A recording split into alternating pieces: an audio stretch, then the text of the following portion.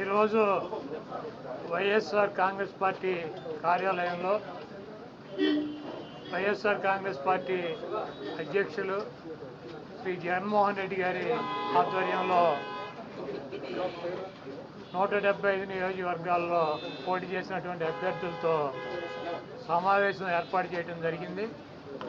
ఈ సమావేశంలో జగన్మోహన్ రెడ్డి గారు కొన్ని నిర్ణయాలు తీసుకుని మనకి 1,33,00,000 మంది ఓటు వేశారు. అదేవిధంగా పార్టీ కోసం గ్రామ స్థాయిలో కానీ, వార్డు స్థాయిలో కానీ, విలేజ్ స్థాయిలో కానీ నాయకులు, కార్యకర్తలు అనేక వేల మంది, లక్షల మంది పనిచేశారు. వాళ్ళందరినీ కూడా కాపాడుకోవాల్సినటువంటి బాధ్యత మందే. మీరు తప్పకుండా నియోజకవర్గాల్లో ఒక వారం రోజులు పర్యటన చేసి దాడులు జరిగినటువంటి మన నాయకుల మీద కానీ, కార్యకర్తలను కానీ మీరు అండగా ఉండాలని, అదేవిధంగా రాబోయే రోజుల్లో నేను కూడా గాయపడినటువంటి తెలుగుదేశం పార్టీ అల్లరి మూకలు చేసినటువంటి దాడుల్లో ఇబ్బంది పడినటువంటి ప్రతి కుటుంబానికి దగ్గరికి నేను వస్తాను, వాళ్ళకి అండగా ఉంటానని చెప్పి జగన్మోహన్ రెడ్డి గారు చెప్పారు. అదేవిధంగా మొన్న జరిగినటువంటి ఎన్నికల్లో ఇంత మంచి చేసి ఇన్ని రకాలైనటువంటి సంక్షేమ కార్యక్రమాలు అందించి మనం ఓడిపోయాము. ఇది ఒక మిరాకిల్గా ఉంది. దేశవ్యాప్తంగా కూడా మన దగ్గర ఆధారాలు లేవు, అయినప్పటికీ దేశవ్యాప్తంగా మరి శకుని మామ ఎలా అయితే పాచికలు ఎలా కావాలంటే అలా వేస్తాడో అలా తెలుగుదేశం పార్టీ, జనసేన, బీజేపీ కావాల్సినట్టు అక్కడ పాచికలు పడి అని చెప్పి మా పార్టీ కానీ, జగన్మోహన్ రెడ్డి గారిది కానీ, మాది కానీ అభిప్రాయం. అదేవిధంగా రేపు రాబోయే రోజుల్లో ఈ 6 నెలలు కూడా కొంత టైం ఇచ్చి చూద్దాము. ఆ తర్వాత చంద్రబాబు నాయుడు చెప్పినటువంటి దొంగ హామీలని ఎట్టి పరిస్థితుల్లోనూ నెరవేర్చలేడు. ఎందుకంటే ఇవాళ చూసాం, సూపర్ 6 అని పెట్టాడు. ఆ సూపర్ 6లో 18 సంవత్సరాలు దాటినటువంటి ప్రతి మహిళకి 1,500 పెన్షన్ ఇస్తా అన్నాడు. రేపు 1వ తారీఖు ఇస్తున్నాడా? దాని గురించి మాట్లాడట్లా. 3 గ్యాస్ సిలిండర్లు ఇస్తా అని చెప్పాడు, దాని గురించి మాట్లాడట్లా. బస్సుల గురించి మాట్లాడట్లా. అదేవిధంగా బీసీ కానీ, ఎస్సీ కానీ, ఎస్టీ కానీ వర్గాలకి 50 సంవత్సరాలు దాటిన వాళ్ళకి పెన్షన్ ఇస్తానని చెప్పాడు సూపర్ 6లో, దాని గురించి మాట్లాడట్లా. అది ఎప్పుడు ఇస్తాడో చెప్పట్లా. అదేవిధంగా ఇంకోటి 20 లక్షల మందికి నిరుద్యోగులకి ఉద్యోగాలు ఇప్పిస్తాను, ఉద్యోగాలు కనుక ఇప్పించలేకపోతే ఈ లోపు 3,000 రూపాయలు నిరుద్యోగ వృత్తి కూడా ఇస్తానని చెప్పి సూపర్ 6లో పెట్టాడు. మొన్న తెలంగాణలో హరీష్ రావు గారు మాట్లాడుతూ చెబుతున్నాడు, చంద్రబాబు నాయుడు గారు చెప్పిన వాగ్దానాన్ని ఏమీ చెప్పాడు. 1,000 రూపాయలు ఈయన పెంచింది. ఇప్పుడు వచ్చి 3,000 ఆల్రెడీ ఇచ్చేది జగన్మోహన్ రెడ్డి గారు. 3,000 ఇస్తా అంటే ఈయన వచ్చి 1,000 ఇచ్చాడు. మీరు అక్కడ 2,000 ఇస్తా అంటే రేవంత్ రెడ్డి 4,000 చేయాలి కాబట్టి అక్కడ ఇబ్బంది పడుతూ ఉంటాడు. ఇంకా ఈయన సూపర్ 6 అని చెప్పి ప్రతి మహిళకి 1,500 రూపాయలు ఇస్తా అన్నాడు 18 సంవత్సరాలు దాటిన వాళ్ళకి. మరి ఆ వాగ్దానం ఎప్పుడు చేస్తాడు? రేపు 1వ తారీఖు ఇవ్వరా?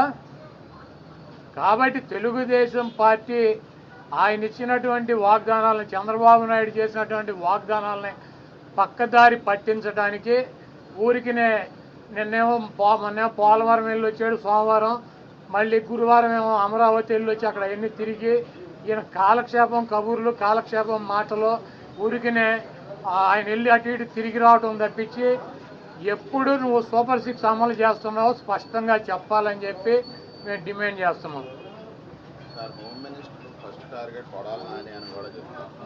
ఇప్పుడు ఇది ప్రజాస్వామ్య దేశం. ఎవరిని టార్గెట్ చేసుకున్నప్పుడు నేను పోయినంత మాత్రాన నన్ను టార్గెట్ చేస్తే వైఎస్ఆర్ కాంగ్రెస్ పార్టీ ఏం ఆగదు. జగన్మోహన్ రెడ్డి గారు ఇంటికి కూడా వీళ్ళు ఏం పీకలేరు. నన్ను కాదు, జగన్మోహన్ రెడ్డి గారినే టార్గెట్ చేస్తారు. ఇక్కడ మీరున్న సెక్యూరిటీ అంతా తీసేసి, గన్మెన్లను తీసేసి, ఇంకా 15 రోజులు ఎలక్షన్ జరగలేదు, కమిటీ సిఫార్సులు రాలేదు, ఇక్కడ మొత్తం అంతా కూడా సెక్యూరిటీ తీసేశారు కదా. తీసేసి ఎల్లో మీడియా కెమెరాలు పట్టుకొచ్చి జగన్మోహన్ రెడ్డి గారి ఇంట్లోకి ఎట్టేళ్ళాలి, గోడ దూకి ఎట్టేళ్ళాలి, ఇవన్నీ కూడా వాళ్ళే చూపిస్తున్నారు. కాబట్టి ఇక్కడ టార్గెట్ ఎవరు దొరికితే ఆ టార్గెట్. ఇటువంటి వాటికి భయపడే ప్రసక్తి లేదు. ఎవడెవడికి టార్గెట్, ఎవడెవడి చేతులు ఏం రాసి ఉందో అవన్నీ పైన ఉన్నటువంటి భగవంతుడు నిర్ణయిస్తాడు. ఎవరి టార్గెట్లు ఎవరికి ఏమవుతుందో చూద్దాం రాబోయే రోజుల్లో. అదేవిధంగా ఋషికొండలో కట్టినటువంటి పర్యాటక కేంద్రంలో కట్టినటువంటి భవనాలనే ఈ సిగ్గు ఎగ్గు లేనటువంటి తెలుగుదేశం పార్టీ, ఈ సిగ్గు ఎగ్గు లేనటువంటి ఎల్లో మీడియా అది జగన్మోహన్ రెడ్డి గారి నివాసం అని చెప్పి చూపిస్తున్నారు 3 రోజుల నుంచి. వెళ్ళి జగన్మోహన్ రెడ్డి గారు అక్కడ నివాసం ఉన్నాడా? జగన్మోహన్ రెడ్డి గారు 2014 నుంచి 19 దాకా ప్రతిపక్ష నాయకుడిగా ఉన్నాడు. ఆయన కార్యాలయం లోటస్ పాండ్, ఇల్లు లోటస్ పాండ్. ఆయన లోటస్ పాండ్ హైదరాబాద్ నుంచే ప్రతిపక్ష నాయకుడికి ఉన్న 5 సంవత్సరాలు నడిపాడు. ముఖ్యమంత్రి అయిన తర్వాత 5 సంవత్సరాలు ఈ తాడేపల్లిలో ఉన్నటువంటి ఇల్లు క్యాంప్ ఆఫీస్ ఇక్కడి నుంచే నడిపాడు ఆయన కార్యాలయాన్ని కానీ ఇంటిని కానీ. జగన్మోహన్ రెడ్డి గారి రక్తంలో లేదు. ప్రభుత్వం కట్టించినటువంటి ఇళ్లలో ఉండటం కానీ, ప్రభుత్వం కట్టించినటువంటి గెస్ట్ హౌస్లో ఉండేటువంటి కర్మ జగన్మోహన్ రెడ్డి గారికి పట్టల. జగన్మోహన్ రెడ్డి గారు వైజాగ్లో సొంత ఇల్లు కట్టుకున్నాక అక్కడ షిఫ్ట్ అవుతాడు. అంతేగాని టూరిజం ప్లేస్లో కట్టినటువంటి ఆ హౌస్లో జగన్మోహన్ రెడ్డి గారు వెళ్తాడని చెప్పి ఎవడు చెప్పాడు వీళ్ళకి, వెధవులకే? అది జగన్మోహన్ రెడ్డి గారి కోసం కట్టించుకున్నటువంటి ఇల్లు అని చెప్పి రకరకాలైనటువంటి కథనాలు రాస్తున్నారు. అది ఒక అంతర్జాతీయ రాజధానిగా తీర్చిదిద్దాలన్నదే వైఎస్ఆర్ కాంగ్రెస్ పార్టీ లక్ష్యం. దాన్ని రాజధాని చేయాలన్నదే ఆ రోజు నిర్ణయించుకున్నాం. కాబట్టి అక్కడ ఇంటర్నేషనల్ సెమినార్లు జరుగుతున్నాయి. అనేక మంది ఇంటర్నేషనల్ సంబంధించినటువంటి దేశ విదేశాల నుంచి అనేక మంది పారిశ్రామికవేత్తలు వస్తున్నారు. కనీసం వాళ్ళకి సౌకర్యం ఉండటానికి అవకాశం లేనటువంటి పరిస్థితి ఉంది. కాబట్టి ఉత్తరాంధ్రలో ఉద్దానంలో దాదాపు 700 కోట్ల రూపాయలు పెట్టి హాస్పిటల్ కట్టించారు కిడ్నీ పేషెంట్ల కోసం అని చెప్పి. అదేవిధంగా విజయనగరం కావచ్చు, లేదా పార్వతీపురం కావచ్చు, ఉత్తరాంధ్రలోనే 650 కోట్ల రూపాయలు పెట్టి ఒక్కొక్క మెడికల్ కాలేజీ కట్టించారు.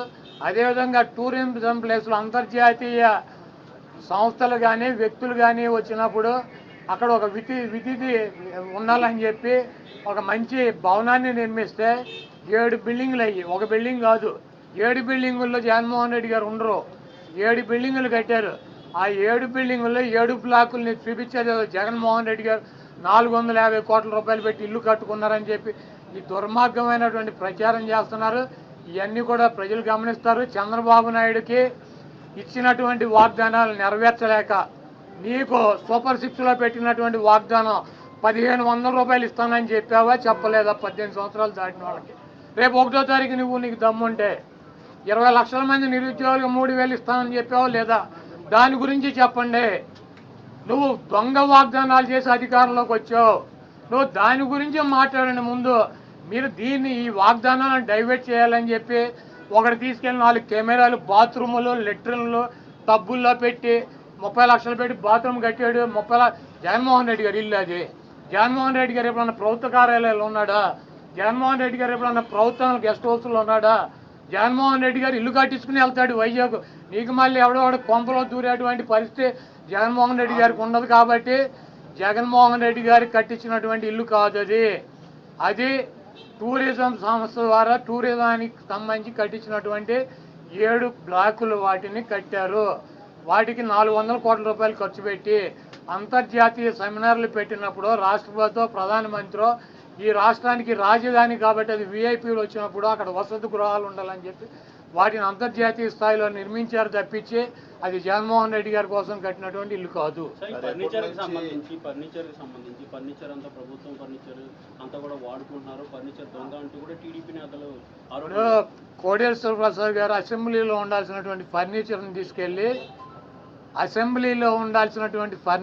తీసుకువెళ్ళి ఎక్కడేసాడు? ఆయన బైక్ షోరూమ్లో వేసుకున్నాడు. అసెంబ్లీలో ఉండాల్సినటువంటి ఫర్నిచర్ బైక్ షోరూమ్లో వేసుకుంటే వాడిని దొంగ అంటారు. సీఎం క్యాంపు కార్యాలయానికి ప్రభుత్వం వచ్చినటువంటి విజిటర్స్ కోసం ఒక కార్యాలయం సీఎం జగన్మోహన్ రెడ్డి గారి కార్యాలయం అయితే ఒక 10 మంది 20 మంది కూర్చుంటాకుంటుంది. ఒక ముఖ్యమంత్రి కార్యాలయం కాబట్టి అక్కడ అదనపు వసతులు కావాలని చెప్పి ప్రభుత్వం కల్పిస్తుంది. ముష్టి పట్టుకుపోతే పట్టుకుపోండి, లేకపోతే డబ్బు విలువ చెప్తే కడతామని ఫస్ట్ రోజు చెప్పాం. దీని గురించి ఏమైనా రాద్దాం కావాలంటే పట్టుకుపోండి. తొక్కలో ఫర్నిచరు ఎంత అది ముష్టి ఫర్నిచర్ ఎంత ఉంటుంది? కావాలండి పట్టురండి, మేము షోరూమ్లో వేసుకున్నాం, తీసుకెళ్ళి మా సాక్షి ఆఫీసులో వేసామా? కాదు, మాకు క్యాంప్ ఆఫీసులో పెట్టినటువంటి ఫర్నిచర్ని తీసుకెళ్ళి సాక్షి ఆఫీసులో వేసుకున్నామా? దొంగ అంటే అసెంబ్లీలో ఉండాల్సినటువంటి ఫర్నిచర్ని తీసుకుని బైక్ షోరూమ్, నీ సొంత షోరూమ్లో వేసుకుంటే వాడిని దొంగ అంటారు. అంతేగాని క్యాంప్ ఆఫీసులో ఇచ్చినటువంటి ఫర్నిచర్ క్యాంప్ ఆఫీసులో ఉంటే దానికి కావాలంటే డబ్బు కడతాం, లేదంటే ఫర్నిచర్ తీసుకుపోమని చెప్పాం. దానికి దొంగ ఇవన్నీ పనికిరాని మాటలు. ఋషికొండ ఫర్నిచరు, దాడులు, కొడాల నాని టార్గెట్, జగన్మోహన్ రెడ్డి టార్గెట్, ఇక్కడ పోలీసులు తీసాం, ఇవన్నీ సొల్లు పురాణం. మీ చేతనేం చేసుకోండి, నో ప్రాబ్లం. మీరు సూపర్ 6లో పెట్టినటువంటి వాగ్దానాలనే మీరు ఎప్పుడు అమలు చేస్తున్నారో చెప్పాలి. జగన్మోహన్ రెడ్డి గారు తరఫున మేము అడుగుతున్నాం, వైఎస్ఆర్ కాంగ్రెస్ పార్టీ తరఫున. చంద్రబాబు నాయుడు అమలు చేసే బాధ్యత నాదని చెప్పి పవన్ కళ్యాణ్ గారు కూడా చెప్పాడు. కాబట్టి ఇవన్నీ సొల్లు పురాణాలు వద్దు, మీరు చేతనేం చేసుకోండి, నో ప్రాబ్లం. మీరు ఎవరిని చంపేయాలో చంపేయండి, ఎవరిని కొట్టాలని ఉన్నారు కొట్టండి, ఏం చేయాలని ఉన్నారు చేసుకోండి. మీరు సూపర్ 6లో ఇచ్చినటువంటి వాగ్దానాలనే 1వ తారీఖు నుంచి 4000 పెన్షన్తో పాటు అమలు చేస్తున్నారా లేదా? దీనికి స్పష్టంగా సమాధానం చెప్పండి.